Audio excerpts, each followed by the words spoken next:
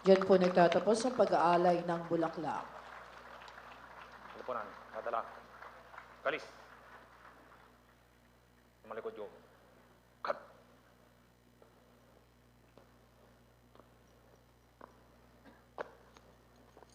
Harap sa labas.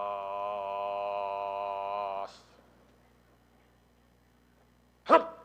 Magsiupo muna po ang ating mga panauhin.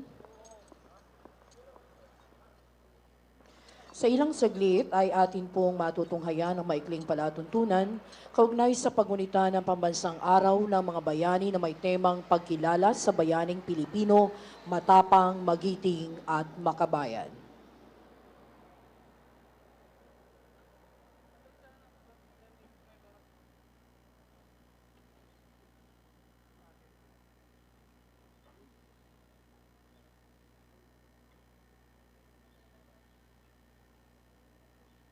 Pasulong.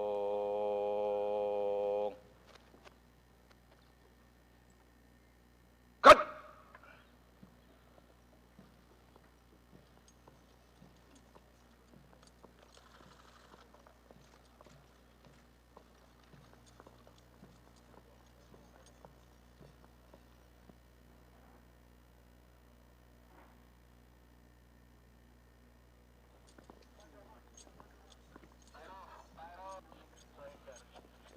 Papuntay mo nga dito si Bergo, si Bergo.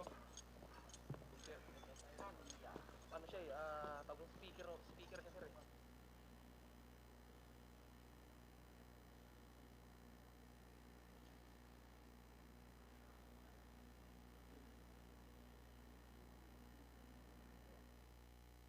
Sa pagsisimula po ng ating maikling palatuntunan, mangyaring magsitayo ang lahat para sa panalangin na pamumunuan ni Coronel Raul Esinio, punong kapelyan sa Natahang Lakas ng Pilipinas.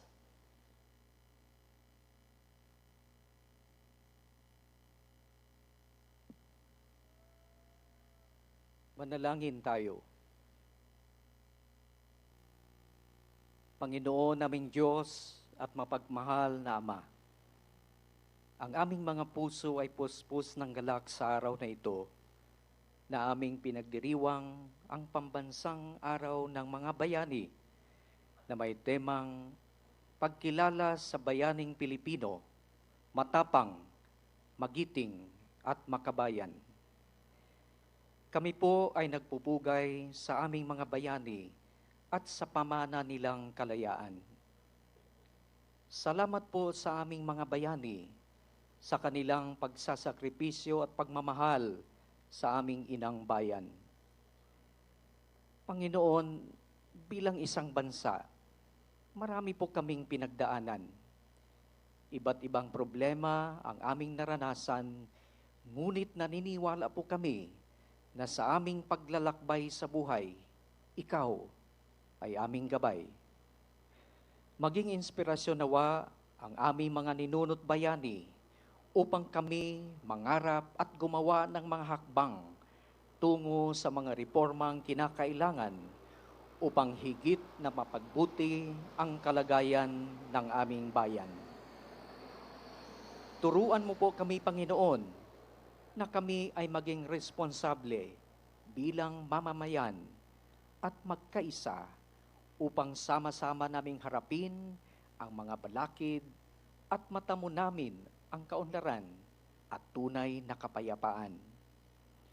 Matutunan nawa ng bawat Pilipino ang mga aral at halimbawa ng aming mga bayani na nagbuhis ng buhay para sa kapwa at bayan. Hinihiling namin ito sa ngalan ni Jesus. Amen.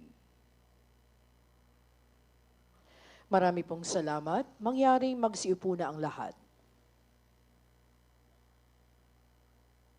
Sa paggunita sa Pambansang Araw ng mga Bayani, atin pong pakinggan ang pambungad na pananalita ng punong lungsod Lino Cayetano, lungsod ng Taguig.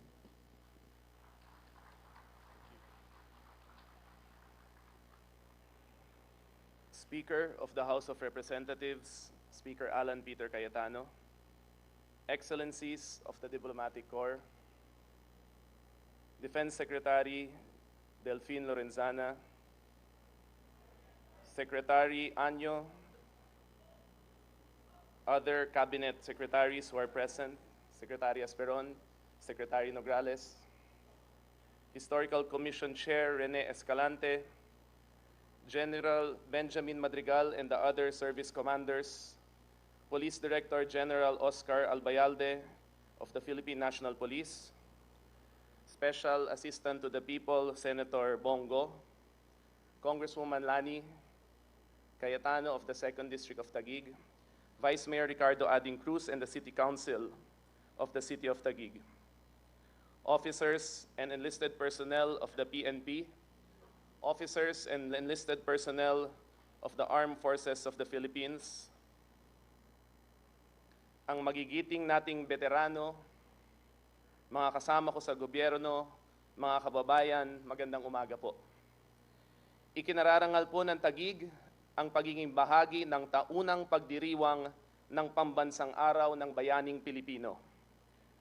Bukod sa paggunita at pagkilala sa ating mga yumaong bayani, isang magandang okasyon din ito para hugutan ng inspirasyon ng ating mga pang-araw-araw, pangkaraniwang Pilipinong nagsisilbi sa bayan. Mga nakikipaglaban sa gera kontra droga, terorismo, katiwalian, at kahirapan. Sa mga hindi pamilyar sa ating syudad, ang aming lugar po ay tahanan sa madaming magigiting na tagapagtanggol ng bayan. Ang Taguig po, dito sa amin ho matatagpuan ang kampo ng Philippine Army, ng Philippine Navy, narito rin po ang tanggapan ng Coast Guard, NCRPO at SPD ng PNP, PIDEA at maging ang museo ng ating mga minamahal na veterano. Halos kalahati po ng parte ng dating kampo o lupain militar ang lungsod ng Taguig. Halos kalahati po. Bago ito naproklama. Kaya ho marami sa aking mga kapwa Taguigenyo, binubuo ng mga veterano, asawa, kapatid, anak, apo ng kapulisan at kasandaluhan, mga pamilyang nagsilbi sa bayan. Walang mga statwa ang ninuno nila. Hindi din naituturo sa eskwelahan ang kanilang mga pangalan, ngunit sila din ay ipinagdiriwang natin sa araw na ito. Sa ating kasaysayan, ilan lang sa ating mga bayani ang may mga pangalang kilala sa ating puso at isipan, madalas mabasa at tinuturo ng ating mga guro sa eskwelahan. Pangalan tulad ng Jose Rizal, Andres Bonifacio, Datu Lapu-Lapu, Tandang Sora o Melchora Aquino, Gabriela Silang, Apolinario Mabini, ang mga ninuno ko na si Juan at Antonio Luna. Ilang mga pangalan, ngunit kumakatawan sa katapangan ng isang buong lahing Pilipino. Kasaysayan ang humusga at nagtala sa kanilang tagumpay. Estudyante pa lang ako sa UP, tanong na sa amin, paano magiging buhay ang diwa ng ating bayaning himagsikan sa panahon ngayon? Paano nga ba? Para sa akin, kailangan patuloy na gunitain at pag-aralan ang kanilang kwento para maging inspirasyon ang kanilang sakripisyo. Kailangan ito dahil lahat ng panahon may dalang bagong hamon. Ang deklarasyon ng ating Pangulo, Rodrigo Roa Duterte, patungkol sa ating misyon na magkaroon ng safe and peaceful, prosperous country para sa lahat ng Pilipino ay isang malinaw na misyon. It is a very clear mission. Ito ang hamon ng ating henerasyon. This is the challenge of our generation. Isinusulat pa ang ating kwento.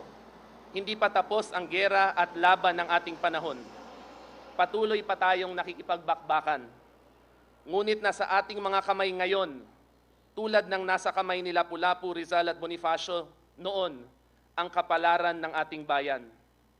Ito ang guguhit at uukit ng Pilipinas na kalalakihan ng mga batang kasama natin dito ngayon.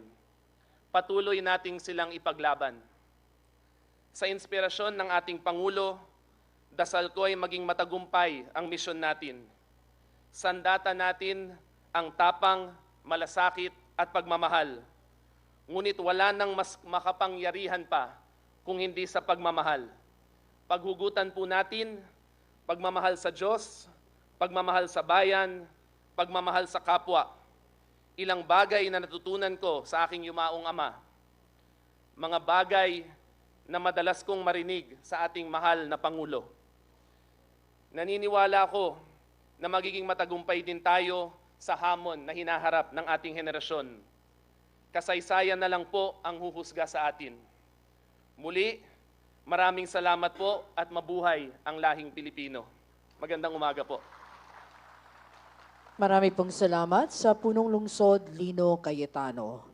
Atin namang bigyang daan ang mensahe mula sa tagapangulo ng Pambansang Komisyong Pangkasaysayan ng Pilipinas, Dr. Rene R. Escalante.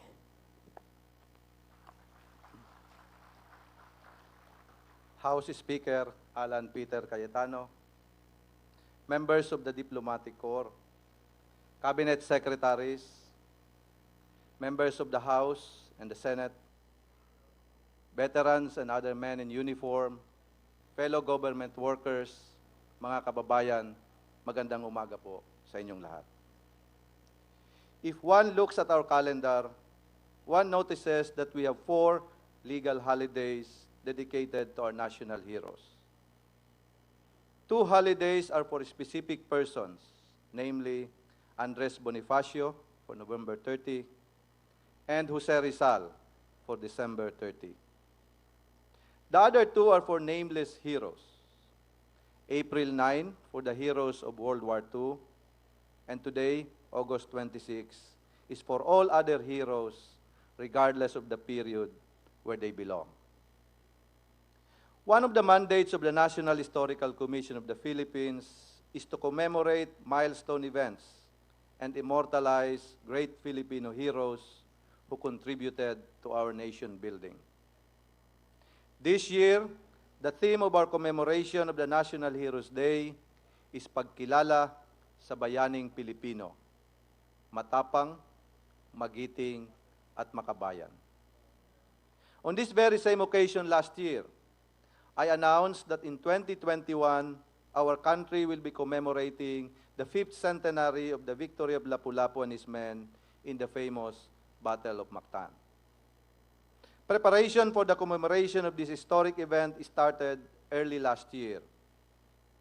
During the first meeting of the committee, there was one issue that consumed much of our time and energy. We asked ourselves, will it be good for us Filipinos to spend taxpayers' money to commemorate the first circumnavigation of the world that ultimately resulted in the colonization of the Philippines?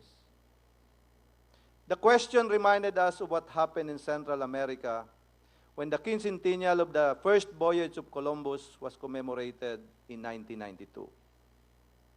Certain groups criticized their government for glorifying the arrival of Columbus that for them resulted in centuries of slaughter, environmental destruction, and the obliteration of the American Indians' indigenous cultural heritage.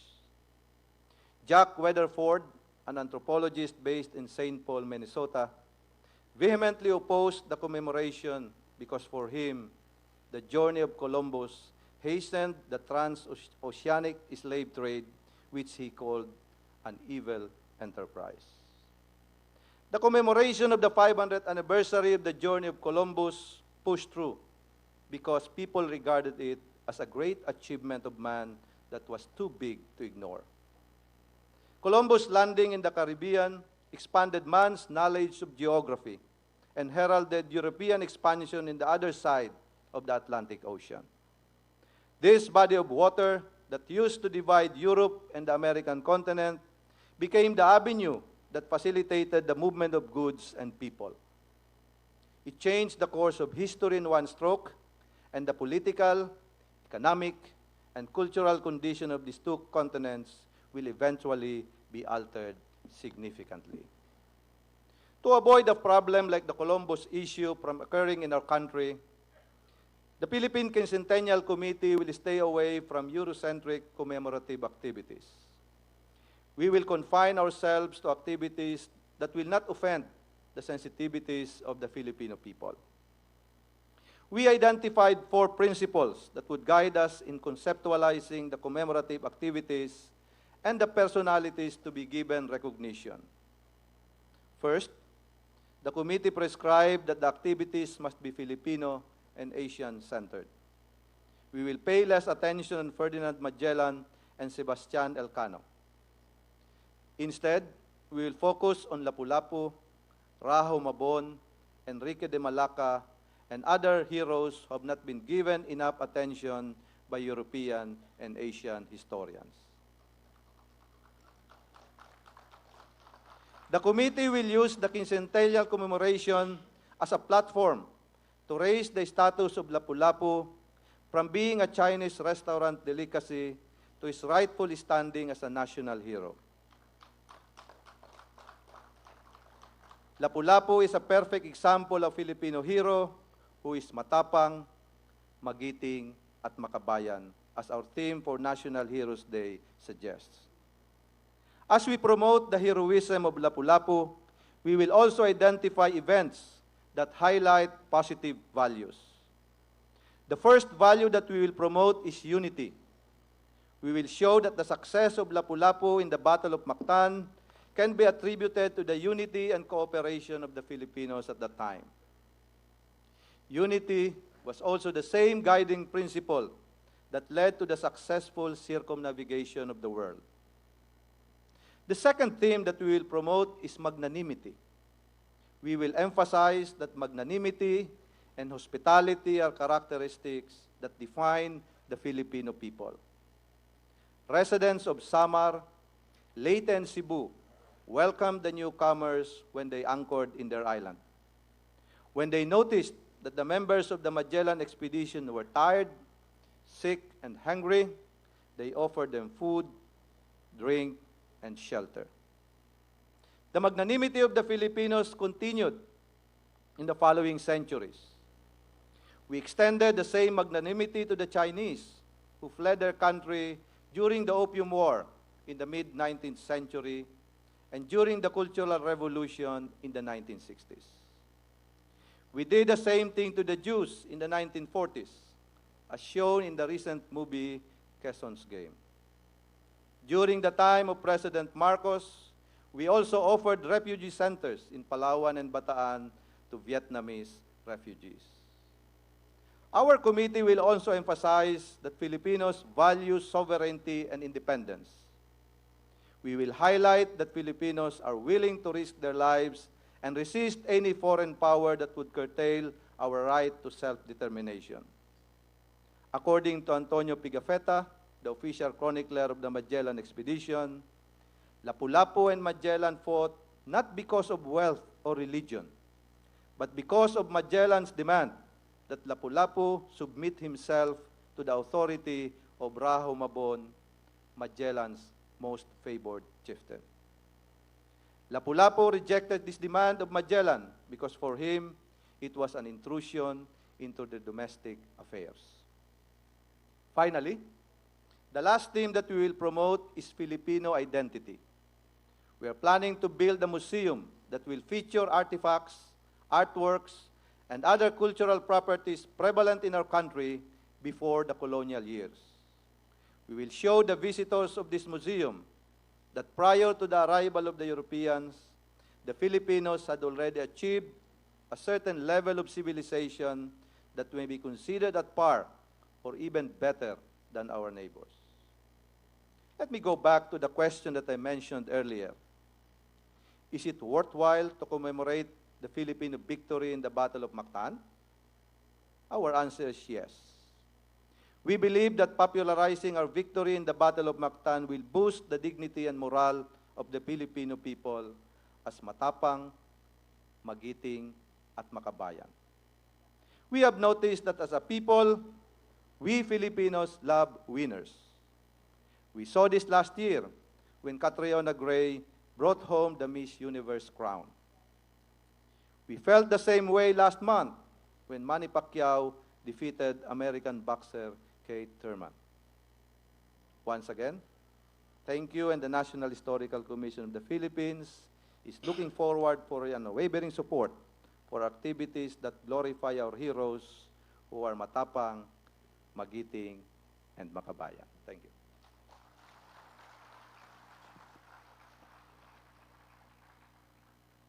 Marami pong salamat sa Tagapangulo Dr. Rene Escalante.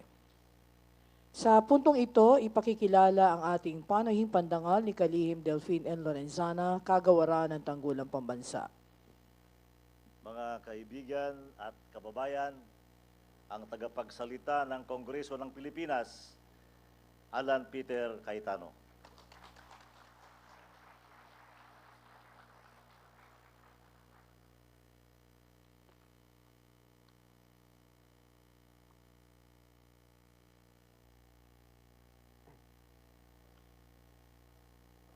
For I know the plans I have for you, plans to prosper you and not to harm you, plans to give you hope and a future. Regardless of our religion, our faith, gender, social status, ethnicity, whether we're from Luzon, Visayas, Mindanao, born of Filipino parents here or abroad, we all believe that there is a divine plan for the Philippines. Isang plano na puno ng pag-asa, isang planong pagpalain tayong lahat. Plans of hope and a future. But we also all know that choices has to be made for this plan to come true. Choices that our national heroes and the heroes that are not mentioned made. Choices that include giving their life for their community, for the Filipino people, and for the country. And that is why we set aside 4 days in a year and consider this day solemn, not only to honor these heroes by word, but also to remind ourselves that we also have that obligation to make a choice, to sacrifice, to have self-discipline, to have national discipline, a choice to serve our community and our people. It's also a reminder to the young people of today, our future leaders, that these sacrifices will mold their future, as the sacrifices of our forefathers and foremothers have molded us. Today, we fight the battles of poverty, crime, corruption, and narcotics or illegal drugs. It is not a simple task. It is a task that needs, wants, and demands commitment. So today, Your Excellencies, led by the Papal Nuncio, the men and women of the Armed Forces of the Philippines and the Philippine National Police, our dear cabinet members, the Senate represented by Senator Bongo, our mayors, our students na kasama natin po ngayon. Today, we should recommit ourselves to that choice to sacrifice, to love our country, and to do everything that we may have a safe and comfortable life for all. We stand here today on this sacred ground to honor our brave heroes who have dedicated their lives to secure the liberties that we enjoy today. We honor the valiant men and women who have braved persecution and oppression and faced harm and even death, all in the name of justice, equality, and freedom. Today we pay tribute not just to those heroes whose statues adorn our edifices or whose portraits appear on our currency, whose exploits are immortalized in the annals of this nation's history. We dedicate this day especially to those unnamed heroes who have shed blood, sweat, tears in defense of the nation and the values it represents. We dedicate this day to the uniformed personnel, the AFP, PNP, DJMP, Bureau of Fire, for the law enforcers like the NBI, but even to our OFWs who have also made many sacrifices, to our athletes that are preparing for the Southeast Asian Games to represent our country, for the many sacrifices that they have made and are making. Today we also have one who's unnamed, but I'd like to name him. We have a veteran who is 104 years old. Kapeping, pwede ko po ba kayong tumayo at ma-recognize? No? Kaya pa hong tumayo? Yan po. Si Kapeping po is 104 years old, but he never misses a flag ceremony in the city of Taguig, and he always makes an effort to stand up to salute our flag. That is commitment. That is a choice that is made. Salamat po, Kapiping. Their ultimate sacrifice will never be in vain. We, in our daily lives, learn to embody their courage to small deeds of heroism, and that will touch the lives of our countrymen, especially the poor and the marginalized. As we commemorate National Heroes Day, President Duterte calls on our fellow Filipinos to emulate the patriotism of all those heroes who came before us by supporting the government's nation-building effort, especially our campaign against illegal drugs, criminality, corruption, terrorism, poverty, and environmental degradation. Let me take this solemn occasion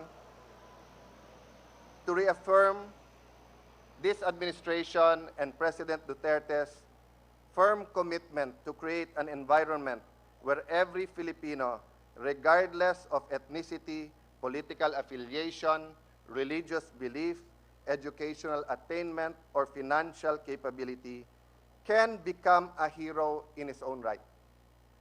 Reaffirm this commitment for a safe and comfortable life for all, and reaffirm this commitment that the government will do everything that we may all live under the rule of law. It is our obligation to build on the legacy of those brave men and women who offered their lives building the foundations of a better Filipino nation. We owe it to our heroes to be worthy heirs to their legacy. President Duterte therefore asked our fellow Filipinos to set aside our differences so that together we may shape a more dynamic and prosperous society that will serve as a cradle of future generation for Filipino heroes. By making the right choice to do the right thing, making the right choices, our national heroes decided to give their lives. Many of them did not know that it will end in their death or they will actually give their life. But they just made small decisions every day to sacrifice and dedicate their life. And this is what we ask of the Filipino nation. Magandang umaga po sa inyong lahat.